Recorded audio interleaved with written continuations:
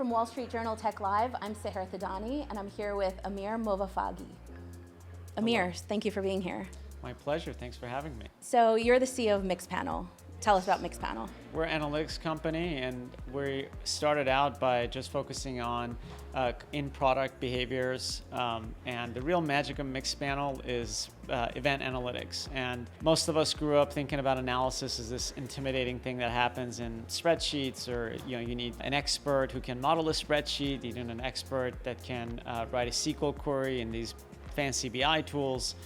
And events is a lot more approachable, it's a lot more intuitive, and it comes down to essentially being able to know that from a product behavior standpoint, anything you do in an application is an event. You sign up, you start purchasing a product, you start browsing, you engage in the things that you're within the application or within a website. And all of those events then are attributed to a person or an entity that's taking those actions. And those are the things that we're able to expose to product developers to build better apps. And then over time, it turns out that events are also quite generic and they extend much beyond product. And now we're able to join that with other transactional data to be able to expose all those great insights to everyone and not just the super powerful analysts in the company. Amazing. Is it a crowded space? So if you look at the breadth of analytics, absolutely. You have at its core, you have spreadsheets, you have a lot of BI tools that do SQL. Yeah. You also have different event analytics tools. I think the place that we've been able to really find differentiation is in our ability to join the event and the transactional data for a much broader set of analysis. And then the second part was that really ability for anyone to be able to go in and get value by deeply caring about the UX and how many people can actually get in and be able to compose their questions and then quickly be able to get to those answers. So you're known as Mr. Fix-It. Tell us more Only about among that. friends. It's a great name, by the way. So I think you're going to have to ask Dick Costolo, who I somehow got that quote attributed from.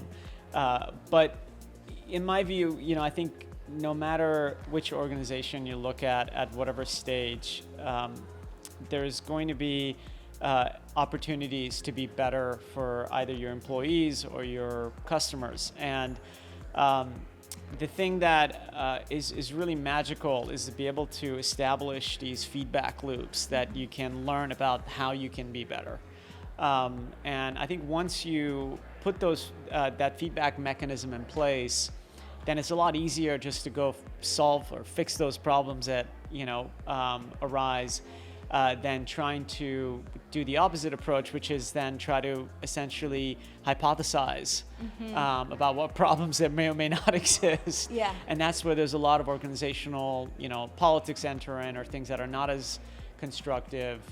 So I think that's really the most helpful, is just start feeding your intuition about what is actually occurring either from an external or internal employee dynamic, and then you can then prioritize and fix those things. fix everything, it sounds like.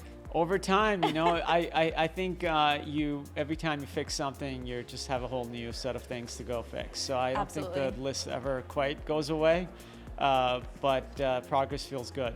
Agreed. And the nickname always sticks. Exactly. Tell us about where you're from. Originally, I was born in Iran, and I left Iran when I was 8.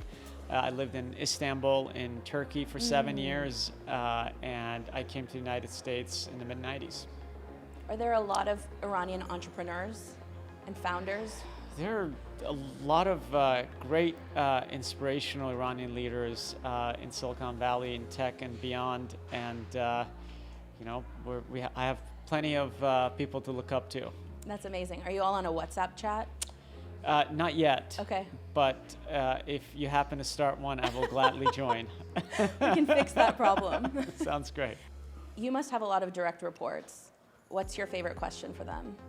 A lot of times you get in and you do a lot of planning, you do a lot of prioritization, and the thing that keeps us all in check is when all is said and done, and after we move through everything, do we actually create any meaningful change for our customers or employees? And if we can answer yes, then it worked. Mm-hmm. It's like, but it happens often that I think you can do a lot of planning and come up with a great strategy, and in the end find that not much has actually changed. Yeah. What is the future for Mixpanel?